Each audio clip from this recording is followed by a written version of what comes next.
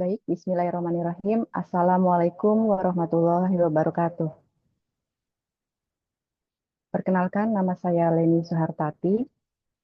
Insya Allah, dalam beberapa waktu ke depan, saya akan mempresentasikan e-course tentang Sales Mastery, cara menjadi agen properti yang jago jualan.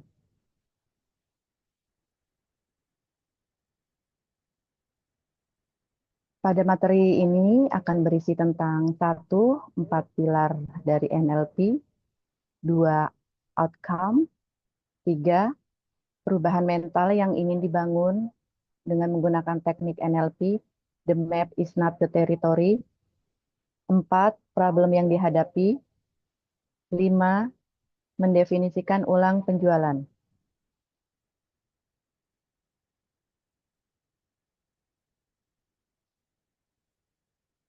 6, menggunakan sensori apa. 7, building rapport. 8, behavioral flexibility. 9, solution. 1, 4 pilar of NLP. Dalam NLP terdiri dari 4 pilar utama, yaitu outcome, bagaimana seseorang mendesain sesuatu proyek atau tujuan untuk mencapai hasil tertentu. Dalam hal ini, bagaimana seorang agen properti membuat outcome atau hasil yang diinginkan sebagai agen properti yang handal dan jago jualan. Yang kedua, sensory equity berbasis indrawi. Yang ketiga, behavioral flexibility. Yang keempat, rapport atau kedekatan. Membangun rapport atau kedekatan. 2, outcome sales mastery menjadi agen properti yang jago jualan. Perlu diketahui oleh Anda semua bahwa pikiran manusia itu dipengaruhi oleh dua hal, yaitu pikiran sadar dan pikiran bawah sadar. 12%-nya dipengaruhi oleh pikiran sadar, sementara 88% dipengaruhi oleh pikiran bawah sadar. Perlu Anda ketahui bahwa keputusan hidup seseorang sangat besar dipengaruhi oleh pikiran bawah sadarnya sebesar 88%. Untuk itu, penting sekali bagi setiap individu mengetahui akar masalah yang dihadapi di pikiran bawah sadarnya dengan mengakses pikiran bawah sadarnya dan mencari solusi terbaik untuk keputusan hidupnya melalui mengakses pikiran bawah sadarnya. Sadarkah Anda bahwa setiap diri kita adalah seorang penjual? Bahkan ketika Anda jatuh cinta dengan pasangan Anda, maka disitulah ada transaksi. Jadi setiap kita sebenarnya adalah penjual atau seorang sales. Tapi tidak semua sales berhasil dalam salesnya. Kenapa demikian Bapak Ibu? Karena tidak setiap sales memahami the map is not the territory. Untuk lebih jelasnya akan kita bahas lagi nanti. Untuk itu, setiap sales sebaiknya memiliki outcome atau hasil yang ingin diraih.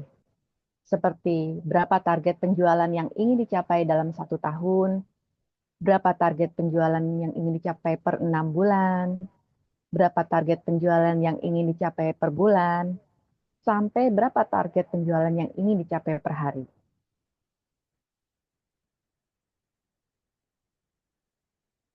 Selanjutnya, perubahan mental yang ingin dibangun menggunakan teknik NLP, the map is not the territory. Apa maksudnya Bapak Ibu?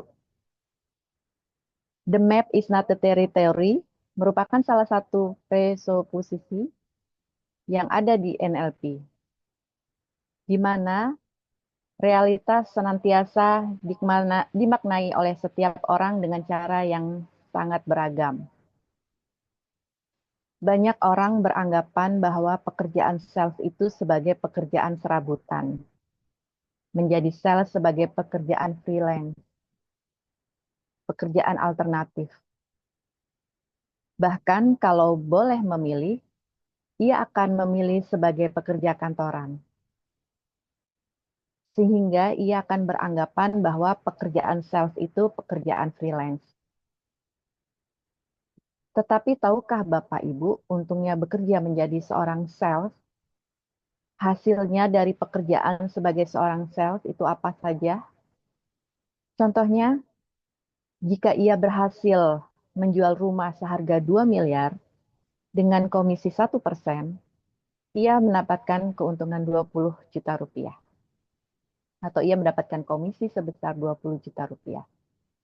Bayangkan jika dalam 1 bulan, Bapak Ibu menjual lebih dari 1 unit rumah seharga 2 miliar atau properti lainnya.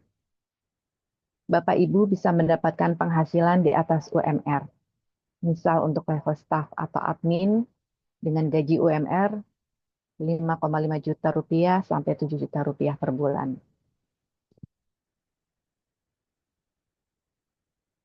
Selanjutnya, problem yang dihadapi seorang agen properti atau seseorang yang memilih profesi sebagai agen properti diantaranya kurang percaya diri, takut akan penolakan dari calon konsumen, kurang siap, belum menyadari bahwa pekerjaan seorang agen properti menjanjikan.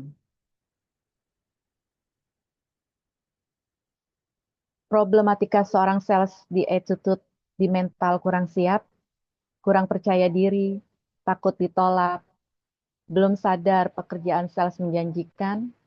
Ketika kita bicara the map is not the territory, tentunya teritori sales tidak seburuk yang kita bayangkan atau dipersepsikan. Kurang percaya diri, kurang siap, takut ditolak, itu hanya ada di pikiran saja. Nyatanya, ketika kita terjun, berusaha melihat teritori, maka teritori tidak seperti yang kita bayangkan. Banyak sales yang berhasil menjual. Untuk itu, kita harus ganti teritori kita. Ada yang tahu kenapa kita kurang percaya diri? Karena kita merasa lebih dari orang lain atau membandingkan diri kita dengan orang lain. Ah, aku mah apa?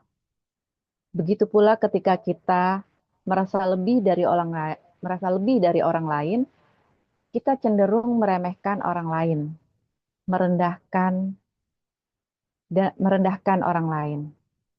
Untuk itu, stop membandingkan diri kita dengan orang lain. Bagaimana caranya agar kita tidak membandingkan diri kita dengan orang lain? Milikilah outcome atau hasil. Seperti yang sudah disebutkan sebelumnya. Berapa target yang ingin dicapai? Ketika teman-teman memiliki target atau goals sendiri, seperti berapa target dalam setahun yang ingin kita jual, berapa target per 6 bulan, berapa target per bulan, berapa target per hari.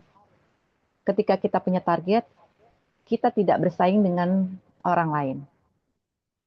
Kita hanya fokus pada target kita sendiri. Jika tidak memiliki outcome atau hasil, teman-teman sibuk memikirkan target orang lain. Sirik dengan capaian orang lain. Tidak mau orang lain maju. Siapa di sini, Bapak Ibu, yang hidupnya ingin terencana? Bebas dari ketakutan, bebas dari kecemasan. Coba tunjuk tangan. Ketika kita punya outcome, kita punya skenario. Coba kita lihat pada sebuah sinetron atau film, aktor dan aktrisnya berakting memerankan perannya dengan lancar, yakin, tidak ragu. Karena apa? karena mereka sudah memiliki skenario dan sudah memiliki alur ceritanya. Mereka tidak ada ragu, tidak ada cemas, tidak ada ketakutan, karena mereka sudah memiliki alur untuk detailnya.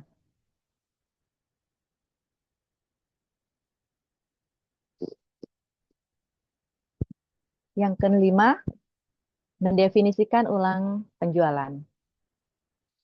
Sebelum melanjutkan pemaparan teknik sales mastery, cara menjadi agen properti yang jago jualan, sebelumnya mari mendefinisikan ulang apa yang dimaksud dengan penjualan.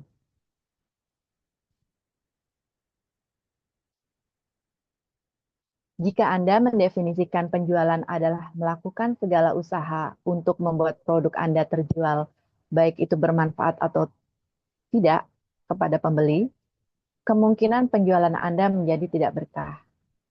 Karena penjualan bukan tentang memaksa orang membeli produk kita, bukan tentang memanipulasi orang untuk membeli produk atau jasa kita. Menurut saya, penjualan adalah membantu orang lain untuk mendapatkan atau memperoleh barang atau jasa yang bermanfaat dan dibutuhkan olehnya.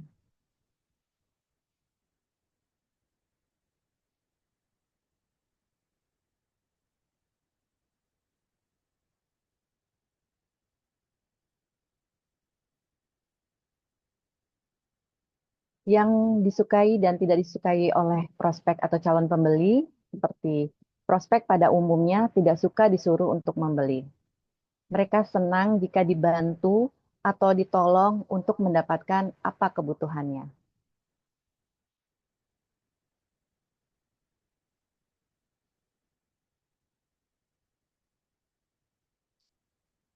Selain mempunyai outcome, ada orang yang tidak menjalankan sensori dengan tepat. Ada indera penglihatan, ada indera pengecap, ada indera perasa.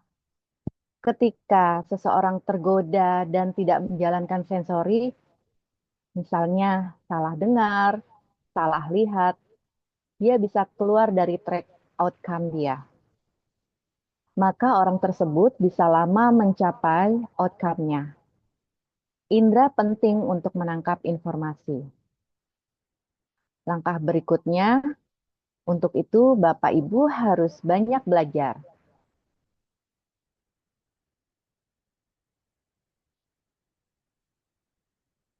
Misalnya, jika Bapak Ibu semangat untuk melakukan penjualan unit rumah dan mendapatkan komisi 20 juta rupiah, coba Bapak Ibu bayangkan untuk apa uang komisi hasil penjualan properti tersebut. Misalnya, Bapak Ibu ingin membeli mobil. Coba cari gambar mobil impian Bapak Ibu, lalu cetak fotonya. Tempel di bingkai, diletakkan di dalam kamar Bapak Ibu. Jadikan gambar mobil itu wallpaper di HP. Jadi setiap saat Anda melihat mobil impian tersebut. Nah, apa yang Anda lihat setiap saat akan terekam di pikiran bawah sadar. Ingat Bapak Ibu, pikiran bawah sadar manusia menyimpan memori permanen. Sehingga memotivasi kita untuk meraih kesuksesan. Memotivasi Anda untuk semangat melakukan pekerjaan Anda sebagai seorang sales agen properti. Itu salah satu contoh menjalankan sensori indera penglihatan, yaitu mata. Belum lagi menjalankan sensori dari indera pendengaran, yaitu telinga. Telinga kita harus mendengarkan hal-hal yang baik-baik, hal-hal yang positif. Contohnya mendengar motivasi dari penjualan hebat. Itulah cara penjualan yang benar.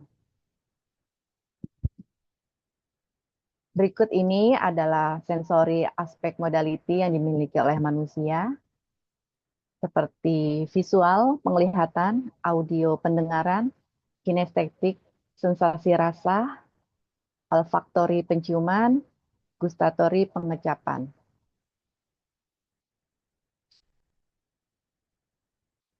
Untuk sensori aspek modality cara berpikirnya, umumnya salah satu indera akan berkembang lebih dominan dari indera yang lain, disebut sebagai preferred system. Dominasi indera akan mempengaruhi cara berpikirnya. Orang yang visual melihat dunia dengan mata. Orang auditorial melihat dunia dengan mendengarnya melalui telinga. Orang kinestetik merasakannya melalui sentuhan, bau, pengecapan atau rasa, dan gerakan. Jadi orang akan lebih nyaman dan mudah memahami sesuatu jika diproses melalui preferred systemnya. Mengapa penting seorang agen properti mengetahui aspek modality calon konsumennya sehingga mempermudah komunikasi penjualan seorang sales agen properti ke calon konsumen dengan melakukan pendekatan komunikasi aspek sensori modality. Contohnya calon konsumennya tipe orang visual. Komunikasinya bisa dibangun dengan tipe orang dengan pemikirannya utamanya dalam bentuk visual dan hidup dalam dunia yang terdiri atas gambar-gambar. Mereka ingat warna, bentuk, dan lekukan. Mereka perlu melihat untuk percaya. Gambaran mereka nyaman, tersenyum, mata bersinar saat memahami apa yang Anda komunikasikan. Untuk itu, pada saat mempresentasikan produk properti Anda ke calon konsumen yang bertipe orang visual, sebaiknya Anda membawa brosur-brosur atau contoh-contoh unit rumah atau apartemen ke calon konsumen Anda. Sementara jika calon konsumen Anda tipe orang auditori, tipe orang ini biasanya berbicara dengan kecepatan moderat dan menggunakan bahasa tubuh yang moderat. Mereka cenderung nyaman didengar karena mereka amat memperhatikan suara. Banyak mendengar, berbicara, dan membuat keputusan dengan analisis yang teliti. Selanjutnya, jika calon konsumen Anda bertipe kinestetik, orang ini bertindak berdasarkan kepada apa yang mereka rasakan. Orang tipe ini memproses data dari sentuhan, rasa, gerakan, insting, dan prasangka. Keputusan lebih banyak didasari perasaan atau emosi. Untuk pendekatan kadang lewat makan malam guna berdiskusi bisnis. Assessment modality, bagaimana cara mengetahui calon konsumen Anda tipe apa, dapat dilakukan dengan assessment modality seperti satu, memperhatikan penampilan dari ujung kaki sampai ujung kepala. Rapi, matching, bersih, menarik, menjadi pusat perhatian, visual, non-visual. Dua, meminta klien bercerita, ajak dia ngobrol. Kata kerja, visual, auditori, kinestetik. Atau yang ketiga, bertanya dengan spesifik. Namanya kita menjual, kita bukan menjual ke pohon atau sebagainya, tapi menjual ke orang yang perlu dipahami. Kesalahan terbesar seorang sales, dia tidak memahami customer-nya. Alhasil, walau customer-nya banyak, dia tidak bisa mengelola bagaimana cara memahami customer, yaitu dengan cara building rapport, yaitu membangun kedekatan.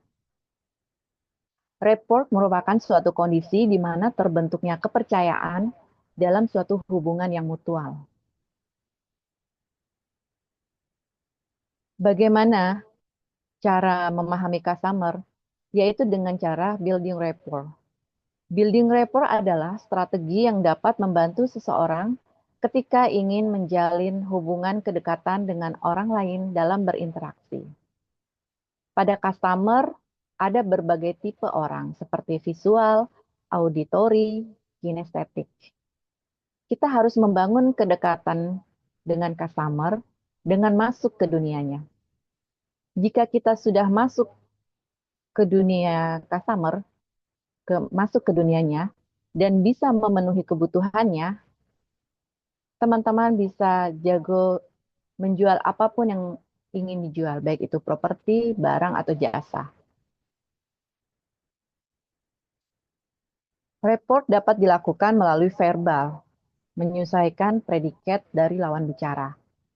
Nonverbal, matching, menyamakan posisi tubuh atau postur. Mirroring, mencerminkan gerakan tubuh atau gestur. Report dapat digunakan untuk membangun kepercayaan dan meminimalkan hambatan komunikasi dengan prinsip pacing leading. Pacing mensejajarkan dengan dapat dilakukan dengan mirroring, menirukan, menyamakan. Matching, mencocokkan, memenuhi kebutuhan, meliputi aspek fisiologis, linguistik, belief. Report secara fisiologis bentuknya gestur atau sikap tubuh, mimik wajah, gerak mata. Menyamakan, membentuk gestur yang sama, membentuk mimik wajah yang sama, melakukan gerak mata yang sama. Mencocokkan, membentuk gestur yang bersesuaian, membentuk mimik wajah yang menjawab, mengikuti gerak mata. Anda bisa melihat pada gambar seorang ibu, dia jongkok dan memposisikan tubuhnya sejajar dengan tinggi anak kecil yang ada di hadapannya. Selanjutnya, report secara linguistik. Bentuk predikat VAK atau visual, auditory, kinestetik, semantik, pilihan kata dan bentuk kalimat, tonality, intonasi, nada, tempo, jeda, menyamakan, menggunakan predikat yang sama, menggunakan kata-kata dan bentuk kalimat yang sama, menggunakan tonality yang sama, mencocokkan, menggunakan predikat yang mirip, visual, auditory, atau kinestetik, menggunakan kata-kata dan kalimat yang selevel, menggunakan tonality yang bersesuaian. Raport belief, bentuk, isu terkini, common sense, sikap umum masyarakat, seperti mungkin lawan bicara customer Anda, dia senang membahas politik-politik atau isu-isu terkini yang sedang viral di masyarakat. Bisa digali informasinya sebagai bentuk building rapport belief. Selanjutnya menyamakan, membahas isu yang sama, mengamini common sense. Misalnya di pilkada, pemilihan kepala daerah. Calon konsumen Anda memiliki pilihan kandidat A. Anda bisa mengamini pilihan calon konsumen tersebut. Mencocokkan, membahas isu yang bersesuaian, memberikan pendapat lain yang bersesuaian.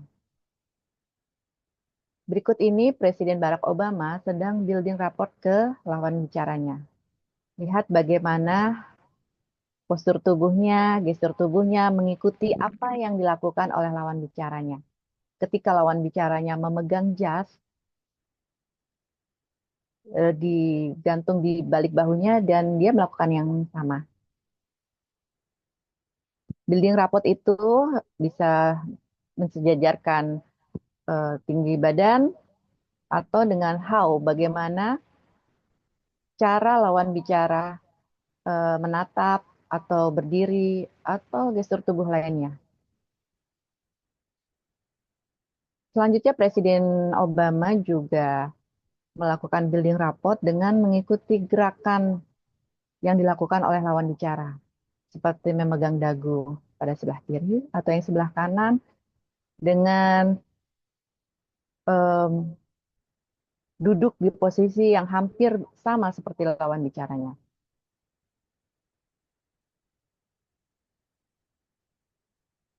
Permasalahan selanjutnya seorang sales yaitu kurang fleksibel. Behavioral flexibility. Contohnya ketika ada customer mengatakan, wah harganya mahal. Bukan berarti customer tersebut menolak. Bisa jadi ada komparatif atau perbandingan. Customer membandingkan harga produk kita dengan harga produk pesaing atau kompetitor kita. Teknik meta model menjelaskan bahwa produk kita ini sebenarnya tidak mahal dibandingkan dengan produk kompetitor, melainkan ada kelengkapan fitur-fitur yang lebih dibandingkan produk persaing. Berikut adalah contoh meta model comparative deletion, yaitu violation perbandingan yang tidak jelas, objektif memperjelas elemen-elemen yang digunakan dalam perbandingan. Contohnya pada saat calon customer kita mengatakan produk kita mahal. Sebagai seorang sales, merespon dengan mahal dibandingkan dengan apa? Berikan penjelasan. Karena di situ ada comparative deletion, yaitu informasi yang terdelete karena klien tersebut membandingkan dengan produk harga dari pesaing kita. Sehingga seorang sales menjelaskan seperti memberikan penjelasan ke customer misalnya dengan teknik meta model menjelaskan bahwa produk kita ini sebenarnya tidak mahal dibandingkan produk pesaing. Ada kemudahan dalam hal garansi perbaikan setahun setelah pembelian secara gratis. Jadi dijelaskan mahal dalam hal apa. Kita bisa bandingkan bahwa produk kita jadi jauh lebih murah karena nilainya. Bagaimana cara seorang sales fleksibel? Dalam hal ini, contoh dari meta model. Yang kesembilan, solution. Jadi, apa solusi yang bisa membuat orang bisa menjadi sales mastery? Satu, coba Anda miliki skenario salesnya. Di breakdown di sebuah kertas atau di komputer, Anda tulis outcome yang akan Anda raih. Anda harus memiliki skenario-nya sehingga Anda memiliki tujuan yang jelas.